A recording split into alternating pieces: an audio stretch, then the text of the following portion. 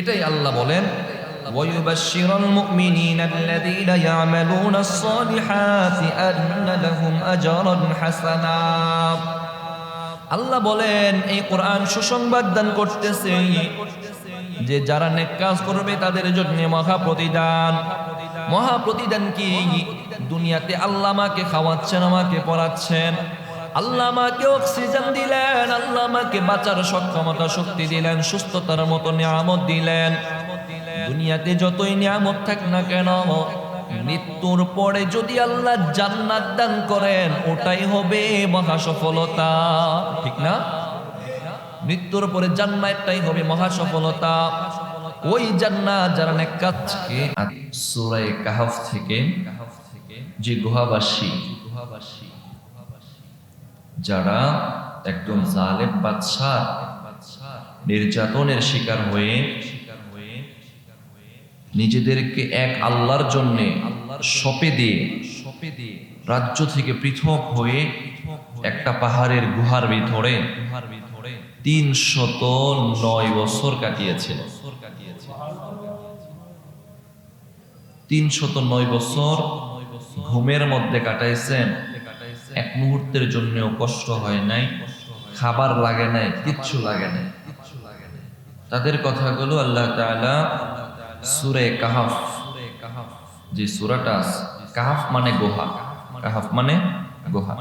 আজকে ইনশাআল্লাহ সূরা কাহফ থেকে, কোরআন থেকে এই গুহাবাসীর আলোচনাটা শুনব। মুহতারাম হাজিরিন, পবিত্র কোরআনের 18তম সূরার নাম হলো সূরা কাহফ। 18 নম্বর সূরা সূরা কাহফ। এই সূরার ভিতরে শুধুমাত্র গুহাবাসীর আলোচনা না, আরো কয়েকটা আলোচনা আছে। মুসা আলাইহিস সালাম, খিজির আলাইহিস সালাম, তাদের আলোচনা আছে। তারপরে শেষ দিক দিয়ে জুলকারনাইন বাদশার আলোচনা আছে। তবে এই সূরার নাম রাখা হয়েছে কারণ এই সূরার ভিতরে যেহেতু গুহাবাসীর একটা আলোচনা আছে, সেই হিসাবে সূরার নাম এই গুহাবাসীর নামে কাহফ, সূরা কাহফ হয়ে গেছে। কেন নাজিল হলো? কারণ হিসাবে মুফাসসিরিনে কেরামগণ লিখেন, এই যে গুহাবাসীর আলোচনাটা এমন আলোচনা যেটা ঈসা আলাইহিস সালাতু ওয়াস সালামেরও জন্মে আরো আগের ঘটনা। নবী যদি সত্য নবী হয় তাহলে গুহাবাসীর আলোচনা তিনি বলতে পারবেন, আর যদি মিথ্যা হয় তাহলে বলতে পারবেন না। অনেকগুলো কারণের দিক থেকে লক্ষ্য করে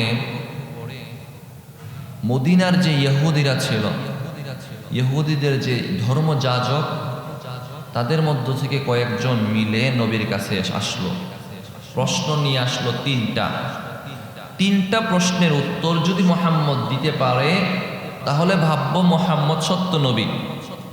প্রশ্ন তিনটার উত্তর যদি না দিতে পারে ভাববো মুহাম্মদ মিসামিসি নবী, সত্য নবী নয়। প্রশ্ন তিনটা কি? এক নম্বর প্রশ্ন হলো ওয়ায়াসআলুনাকা আনির রূহ, মুহাম্মদকে রূহ সম্পর্কে জিজ্ঞাসা করবা। রূহ বুঝেননি? রূহ কি? আপনার ভিতরে যেটা আছে, যেটা না থাকলে আপনি মানুষ না, লাশ। যেটা না থাকলে আপনি লাশ। আপনি আব্দুল্লাহ, আব্দুর রহিম, হ্যাঁ, আপনি মুহাম্মদ, আহমদ, আপনি যেই নামই হন না কেন, যতক্ষণ আপনার ভিতরে রূহ আছে ততক্ষণই আপনাকে মানুষ বলা হবে। রূহটা নাই, চেয়ারম্যান, এমপি, মিনিস্টার যাই হন না কেন বলা হবে মরহুমের জানাজার নামাজ। এটা কার লাশ? হ্যাঁ, বলা হবে এটা কার লাশ? লাশ বলা হবে আপনার। যতক্ষণ আপনার ভিতরে রূহ আছে, এই রূহটা আমরা দেখিনি, দেখি আমরা কেউই রূহটা দেখি না। তো মুহাম্মদকে গিয়ে জিজ্ঞাসা করবা রূহ কি জিনিস, কাকে বলে, এটার অস্তিত্ব কি? প্রশ্ন করো। তিনটা প্রশ্ন নিয়ে আসছে মুশরিকেরা, তিনটা প্রশ্ন নিয়ে নবীর কাছে আসছে। এক নাম্বার প্রশ্ন ওয়ায়াসআলুনাকা আনির রূহ, রূহ কি জিনিস মুহাম্মদ বলো বলো বলো। দুই নাম্বার ওয়ায়াসআলুনাকা আন যিল কারনাইন, পৃথিবীর মাশরিক থেকে মাগরিব, পূর্ব থেকে পশ্চিম যে বাদশারা শাসন করেছেন এর মধ্যে একজন হলো জুলকারনাইন। মুহাম্মদকে বলো জুলকারনাইন সম্পর্কে তথ্য দিতে, তার সম্পর্কে বর্ণনা দিতে। 2 নাম্বার প্রশ্ন। 3 নাম্বার প্রশ্ন হলো গুহাবাসী যেই যুবকেরা, যে 7 জন যুবক জালেম বাদশার নির্যাতন, নিপীড়ন, অত্যাচারে শিকার হয়ে এক রবের জন্য নিজেদেরকে সঁপে দিয়ে গুহার ভিতরে সময়টুকু কাটিয়েছিলেন, সেই গুহাবাসীদের সংবাদ মুহাম্মদকে দিতে বলো। যদি দিতে পারে সত্য নবী, দিতে না পারলে মিথ্যা ভেবে নিব, মিথ্যা। প্রশ্ন করা হলো মুহাম্মদুর রাসূলুল্লাহ সাল্লাল্লাহু আলাইহি ওয়াসাল্লামকে, প্রশ্ন ছুড়ে দেয়া হলো। এবার নবী কি করবেন? প্রশ্ন উত্তর দিতে পারবেন? হ্যাঁ, নবী এবার প্রশ্নের উত্তর দিবেন। উত্তর দিতে হলে আল্লাহর পক্ষ থেকে ওহীর দরকার আছে না নাই? ওহীর দরকার আছে। এখন ওহী ছাড়া তো নবী কিচ্ছু বলেন না। কিছু জানতে হলে ওহীর মাধ্যমে অবগত হয়ে নবী তারপর উত্তর দেন। এখন তারা যখন এই প্রশ্ন করেছে, নবী বললেন ঠিক আছে যাও, আগামীকালকে উত্তর দেবে। আগামীকালকে। আর আগামীকালকে যদি কিছু করবেন, বিদেশ যাইবেন, অথবা আগামীকালকে জিনিস একটা ক্রয় করবেন, কিছু একটা আগামীকালকে করবেন, আগামীকালকের এবং ভবিষ্যতের কিছু বলতে হলে ইনশাল্লাহ বলার দরকার আছে না নাই? আছে। কত বেশি আছে? নবী তাদেরকে বললেন ঠিক আছে যাও, আগামীকালকে উত্তর দেব, কিন্তু নবী ইনশাল্লাহ বলে না। শয়তান ভুলাইয়া দিছে। ইনশাল্লাহ না বলার কারণে ওহী আসা বন্ধ। আগামীকালকে উত্তর দিবেন, তারা ঠিক আগামীকালকে এসে উপস্থিত, কিন্তু নবী উত্তর দিতে পারবেননি।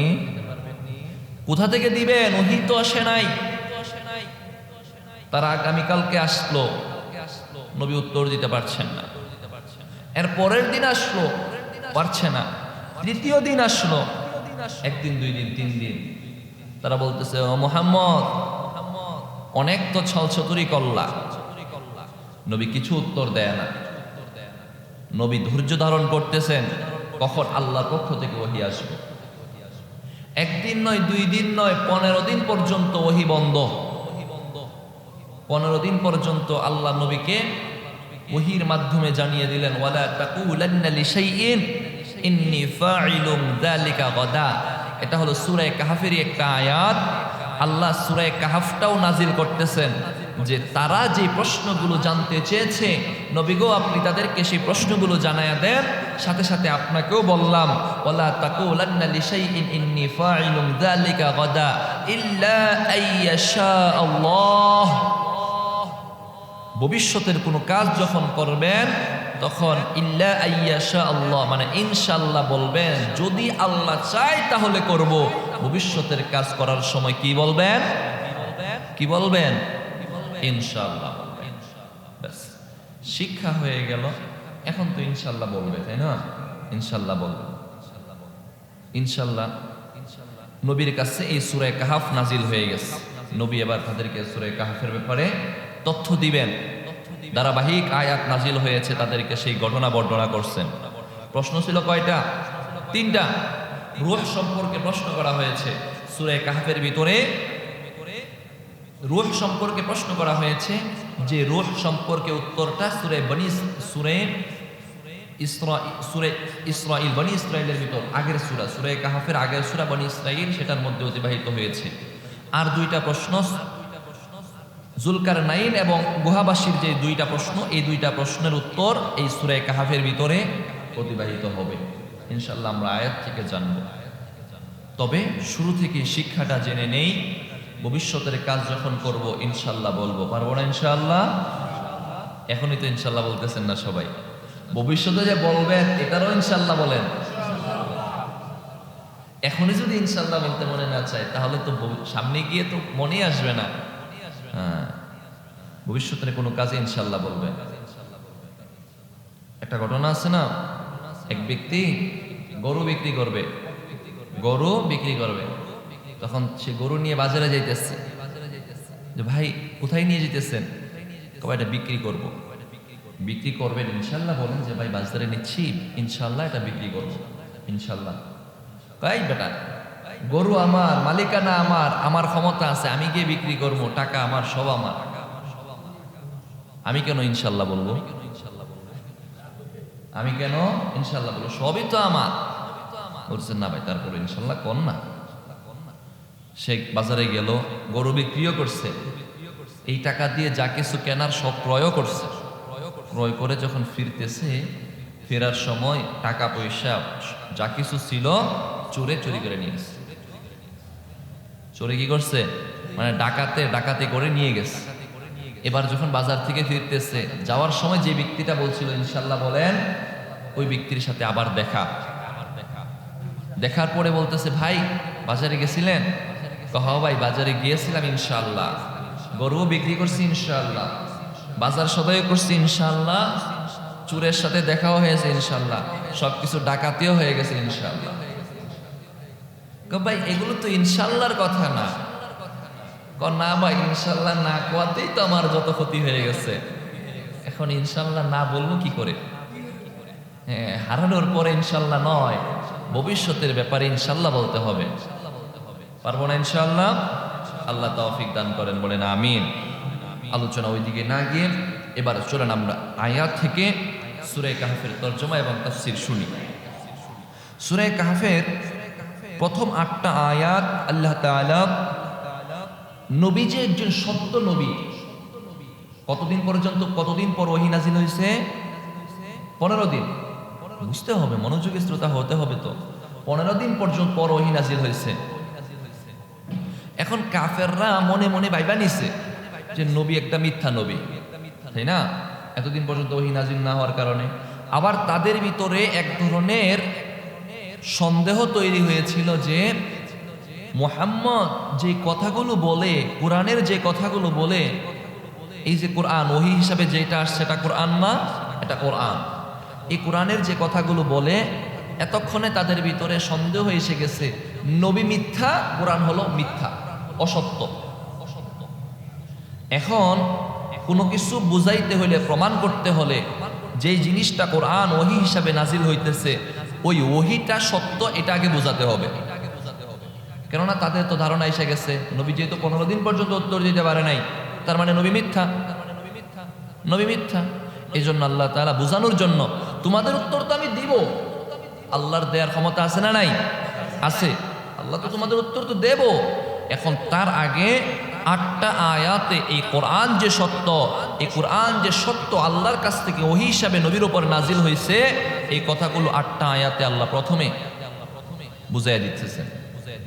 যে চিঠির মাধ্যমে লিখলাম যে আমাকে ত্রাণ দিয়েন অথবা আমাকে একটা কিছু দিয়েন, চিঠিটাই যদি ভুয়া হয়, ত্রাণ পাওয়া যাইব নি? না। এখন আল্লাহ তাআলা বলতেছে সূরা কাহফ, আল্লাহ বলেন বিসমিল্লাহির রহমানির রহিম আলহামদুলিল্লাহিল্লাযী আনজালা আলা আবদিহিল কিতাবা ওয়া লাম ইয়াজআল লাহু ইওয়াজা قيما لينذر بأسا شديدا من لدنه ويبشر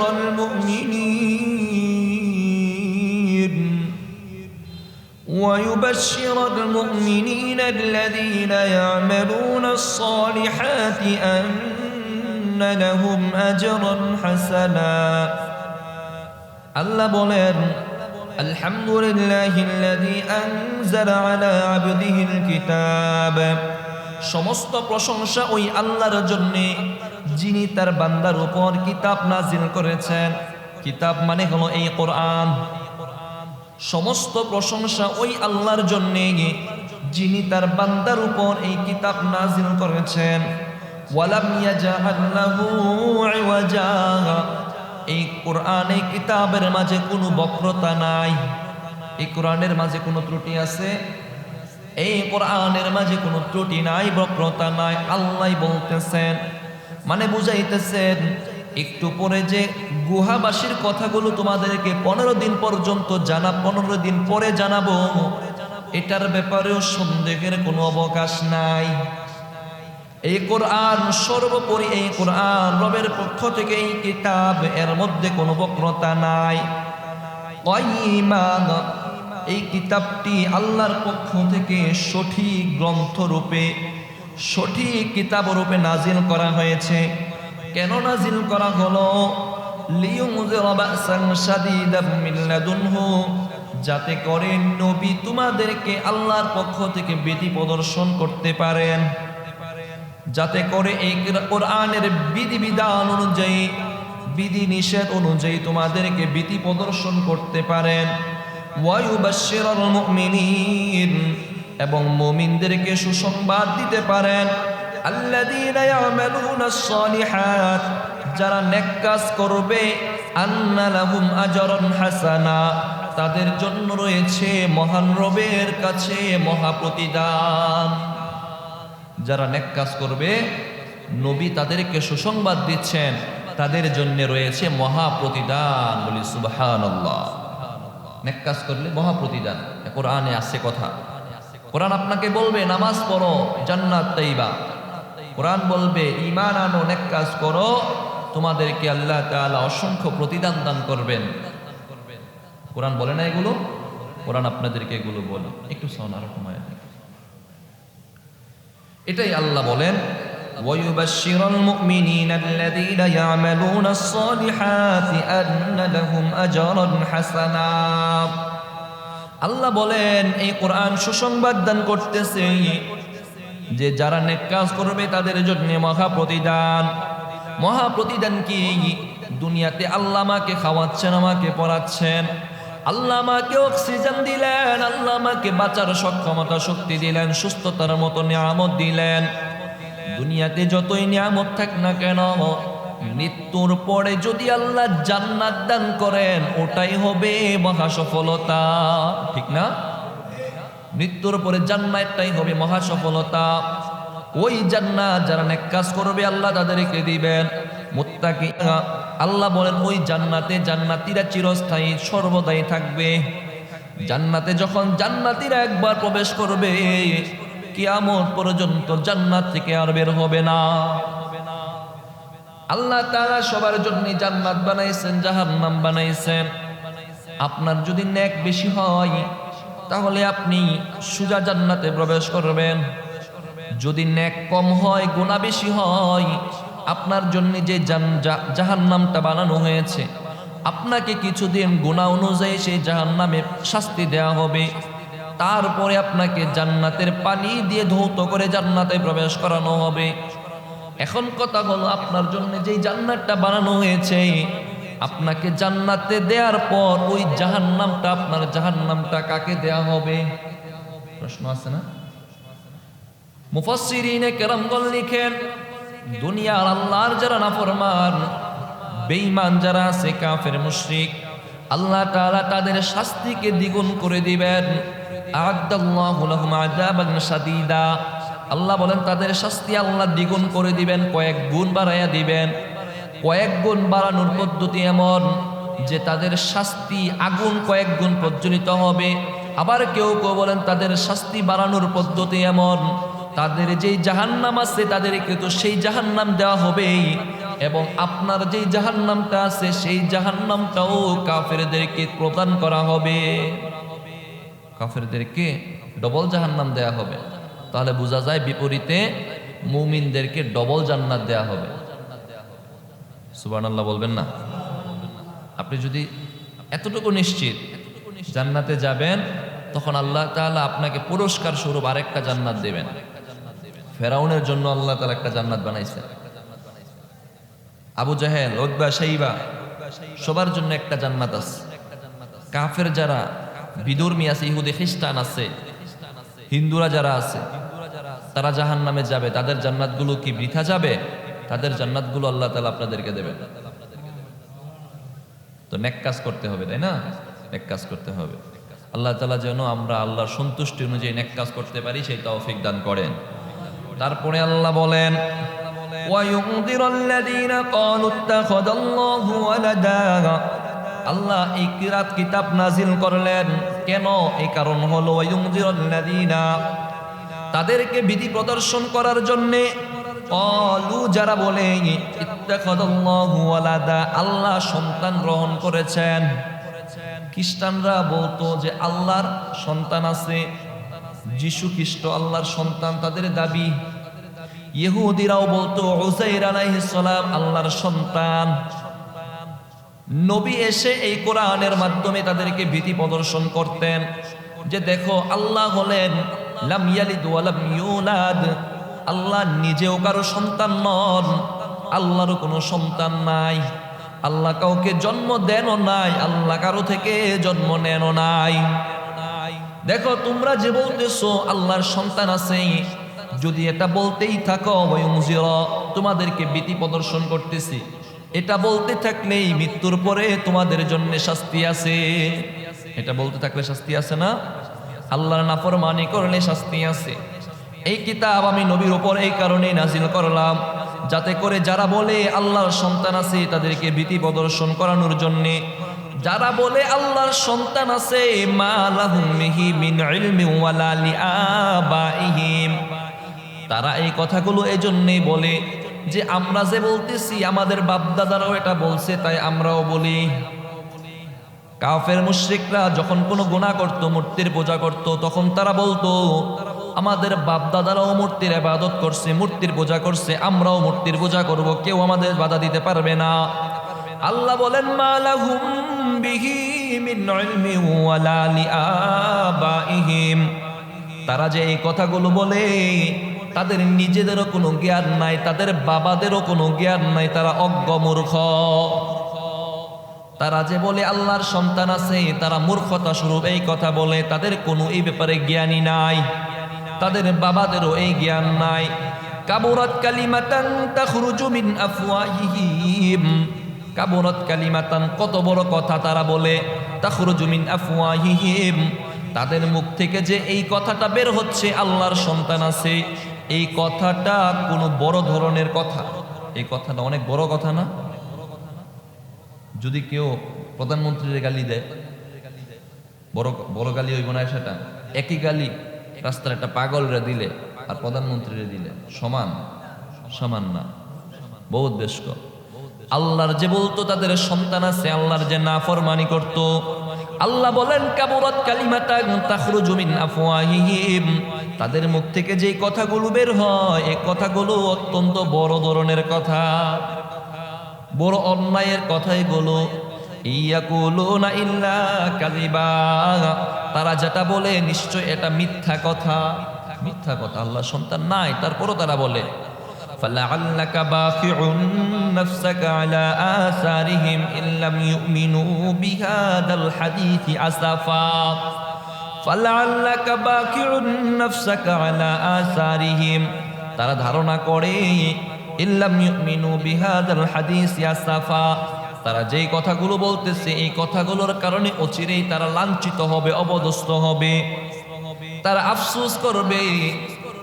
ঠিকই তো, তারা যখন দুটা চক্ষু বন্ধ হয়ে যাবে, কবরের মধ্যে যখন তাদেরকে শাস্তি দেওয়া হবে, যখন তাদেরকে কিয়ামতের ময়দানে শাস্তি দেওয়া হবে, জাহান্নামের আগুনে যখন তাদেরকে শাস্তি দেওয়া হবে, তখন তারা আফসোস করে বলবে হাই, দুনিয়াতে যদি ঈমান আনতাম, এই কথাগুলো যদি না বলতাম, যদি না বলতাম কতই না ভালো হইতো। আল্লাহ এগুলো বইলা বইলা বুঝাই দিতেছেন, তোমরা এগুলো বলবা, তারপরও বুঝাই দিতেছি দেখো এমনটা হইব। এখন বর্তমানে হোন্ডা অ্যাক্সিডেন্ট বেশি হয় না? হ্যাঁ, বাইক অ্যাক্সিডেন্ট বেশি হয় হোন্ডা, দেখেন না আপনারা? এখন হ্যাঁ, বাবা সন্তানকে বলতেছে দেখো আস্তে চালাইও, আমি কিন্তু তোমার হোন্ডা কিনে দিব না। এই ঘটনাটা নিশ্চয়ই আশ্চর্যজনক ঘটনার অন্তর্ভুক্ত। এই ঘটনাটা আশ্চর্যজনক ঘটনা, কেননা এই ঘটনা যখন ঘটেছে আপনাকে যারা প্রশ্ন করেছে অথবা আপনার সময়ে যারা দুনিয়াতে আছে কেউই তখন ছিলেন না। আমি আপনাকে বর্ণনা করতেছি, এটা আশ্চর্যজনক ঘটনা। গুহাবাসী মানে গুহার মধ্যে যারা আশ্রয় নিয়েছে, আর রকিম মানে মুফাসসিরিনে কেরামগণ লিখেন 7 জন মানুষ যেই গুহাটার মধ্যে আশ্রয় নিয়েছিল, এই গুহাটার পাহাড়টার নাম ছিল কাহাফ। তারা যেহেতু এই গুহার মধ্যে আশ্রয় নিয়েছে এই জন্য তাদেরকে আসহাবে কাহাফ মানে কাহাফবাসী, গুহাবাসী বলা হয়। যেমনি ভাবে যাদের বাড়ি কুমিল্লা অথবা যাদের বাড়ি চাঁদপুর, বলি না আমি চাঁদপুরের অধিবাসী, কুমিল্লার অধিবাসী, কুমিল্লার মানুষ, চাঁদপুরের মানুষ বলে থাকি। গুহাওয়ালারা 7 জন মানুষ যেহেতু গুহার মধ্যে প্রবেশ করেছে, গুহার মধ্যে লম্বা সময় ছিল, এজন্য তাদেরকেও গুহাবাসী বলা হয়। এজন্য তাদের আরবি নাম হলো আসহাবে কাহাফ। আল্লাহ বললেন ওয়ার রকিম, রকিম আরেকটা শব্দ আল্লাহ বাড়াইয়া দিলেন। রকিম কোন জিনিস? মুফাসসিরিনে কেরামের কয়েকটা ব্যাখ্যা করেন। 1 নম্বর ব্যাখ্যা হলো এই গুহাবাসী যখন গুহায় প্রবেশ করেছে, আলোচনায় আপনারা শুনতে পারবেন, যখন তারা প্রবেশ করেছিল 2 জন নেককার মানুষ ছিল ওই রাজার রাজ্যে। ওই নেককার মানুষগণ এই 7 জন মানুষের নাম লিপিবদ্ধ করেছিলেন, লিপিবদ্ধ করে এই গুহার দরজায় লাগিয়ে রেখে দিয়েছিলেন। আলোচনা যখন পূর্ণটা শুনবেন তখন বুঝে আসবে। এখন শুধু বুঝেন রকিম কাকে বলে। এই 7 জনের নাম যেই নেম প্লেটে লিখে গুহার দরজায় লাগিয়ে দেয়া ছিল, এই নেম প্লেটটাকে বলা হয় রকিম। আল্লাহ বলতেছেন এই গুহাবাসী এবং রকিমবাসী তাদের কথাটুকু। মুফাসসিরিনে কেরাম রকিমের আরেকটা ব্যাখ্যা করেন। সহিহ বুখারীর হাদিসের বর্ণনা, 3 জন ব্যক্তি ঝড়ের কবলে পড়েছে। অনেক প্রচন্ড ঝড় বৃষ্টি হয়েছে। এখন ঝড়ের মধ্যে পাহাড়ের গিরিপথে চলা মুশকিল হয়ে গিয়েছে। পাহাড় থেকে যদি পড়ে যায় তাহলে নিশ্চিত প্রাণটা চলে যাবে। এজন্য 3 জন মানুষ পাহাড়ের একটা ছিদ্র দেখলো, একটা গুহা দেখলো। এই গুহার মধ্যে সাথে সাথে প্রবেশ করলো। প্রবেশ করার পর বাতাসে অথবা অন্য কোনো মাধ্যমে গুহার মুখে একটা পাথর এসে গুহাটা বন্ধ হয়ে গেল। 3 জন মানুষ জ্বরের কবলে পড়ে গুহার মধ্যে প্রবেশ করেছে। গুহার মধ্যে প্রবেশ করার সাথে সাথে গুহার মুখে একটা পাথর এসে গুহাটা বন্ধ হয়ে গেল। 3 জনের কোনো ক্ষমতা নাই, শক্তি পাচ্ছে না যে এই পাথরটাকে তারা সরাবে। বাহির থেকে হলে মানুষ এনে সরানো যেত, কিন্তু ভিতর থেকে সরাইতে পারতেছে না। এখন 3 জন মানুষ সর্বশেষ নিরুপায় হয়ে বলল, আমাদের যে নেক কাজ আছে এই নেক কাজের বিনিময়ে আমরা আল্লাহর কাছে ফরিয়াদ করি, আল্লাহ হয়তো পাথরটা সরাইয়া দিবেন। 3 জনের একজন এবার আল্লাহর কাছে দোয়া করতেছে, আল্লাহ আপনি তো জানেন আমি একজন গুনাহগার, আমার আপনার কাছে পেশ করার মতো এমন কোনো আমল নাই। আল্লাহ গো, আমার একটা গোলাম ছিল, এই গোলামটা আমার খেদমত করেছে। খেদমত করার পর তাকে যখন আমি পারিশ্রমিক দিতে গিয়েছি, সে আমার পারিশ্রমিক না নিয়ে চলে গিয়েছিল। তার পারিশ্রমিক কম হয়েছে বলে, তার 10 টাকা প্রাপ্য, আমি তাকে 8 টাকা দিয়েছিলাম বলে সে তা না নিয়ে চলে গেল। তার এই 10 টাকা দিয়ে আমি একটা বকরি ক্রয় করেছি। এই বকরিটা 10 বছরে আরো 10টা বাচ্চা ছাগল দিয়েছে। 10 বছর পর আমার ওই শ্রমিকটা আবার এসে আমার কাছ থেকে আমার 10 টাকা চাইলো, তার প্রাপ্য চাইলো। চাওয়ার পর আল্লাহ গো, আর তার প্রাপ্য তো আর এখন 10 টাকা নাই, তার প্রাপ্য তো 10 বছরে আরো 10টা ছাগল বেড়ে গিয়েছে। আমি তো আপনার সন্তুষ্টির জন্য তাকে আমি 10টা ছাগলই দান করে দিয়েছিলাম। আল্লাহ, আমার এই আমলটা যদি আপনার দরবারে কবুল হয়ে থাকে, এই আমলের বদৌলতে আপনি পাথরটা একটু সরাইয়া দেন। দেখা গেল ঠিকই যখন একটু দোয়া করা হয়েছে পাথরটা একটু সরে গেল। এবার 2 নাম্বার ব্যক্তি দোয়া করতেছে, আল্লাহ আমি আমার রাজ্যের মধ্যে একটা সুন্দরী অনেক রূপবতী একটা মেয়ে ছিল, ওই মেয়েটাকে আমি খারাপ কাজের জন্য ডেকেছিলাম, কিন্তু মেয়েটা রাজি হয় নাই। মেয়েটাকে বলছি তোমাকে আমি অনেক টাকা পয়সা দেব, তোমার সংসার চালাইতে কষ্ট হয়, যা টাকা লাগে আমি দেব, কিন্তু মেয়েটা রাজি হয় নাই। আমার স্বামীর সতীর্থ তোমাকে আমি কখনোই দান করব না। ওই মহিলাটা স্বামীর সাথে গিয়ে পরামর্শ করলো। স্বামী বলল আমাদের সংসার তো চলে না। স্বামী ছিল খারাপ পুরুষ, তাই মেয়েকে বলল ঠিক আছে তুমি যাও, ওই ব্যক্তির সাথে 1 রাতই তো খারাপ কাজ করবা, তাতে তো আমরা অনেক টাকা পেয়ে যাব, তুমি যাও।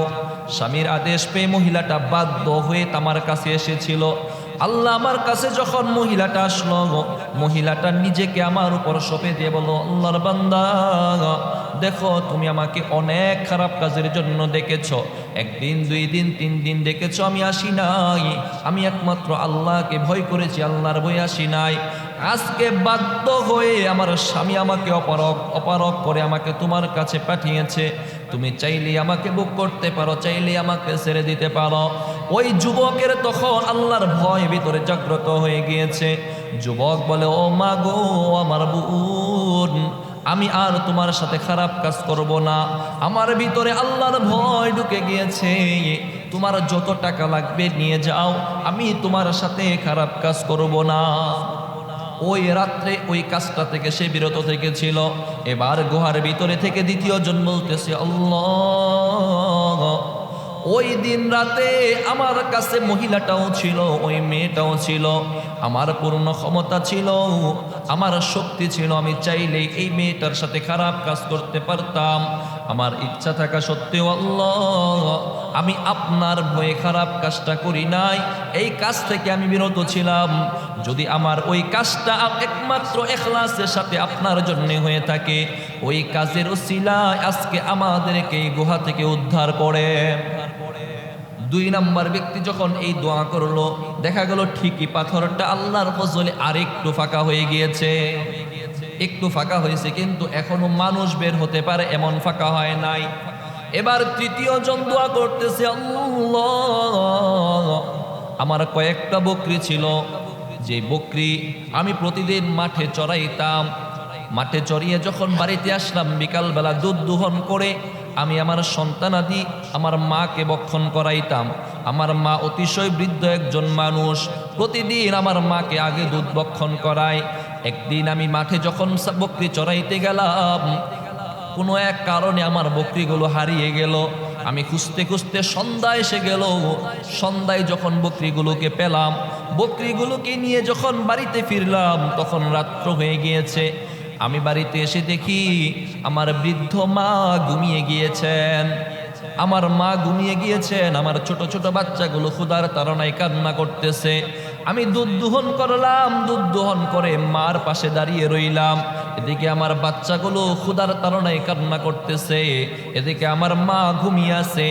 আমি সব সময় আমার মাকে দুধ আগে বক্ষণ করাই। আজকে আমার বাচ্চাগুলোকে আগে দেব, এটা আমি সহ্য করতে পারি নাই। আমার মাই আগে খাবে, আমার মাকেই আমি আগে খাওয়াবো। কিন্তু আমার মা যেহেতু ঘুমিয়ে আছে, ঘুম থেকে আমার মাকে জাগ্রত করানোটা আমি সমীচীন মনে করি নাই। এজন্য মাকে আমি জাগ্রত করি নাই, জাগাই নাই। আমার বাচ্চারা কান্না করতে করতে ঘুমিয়ে গিয়েছে।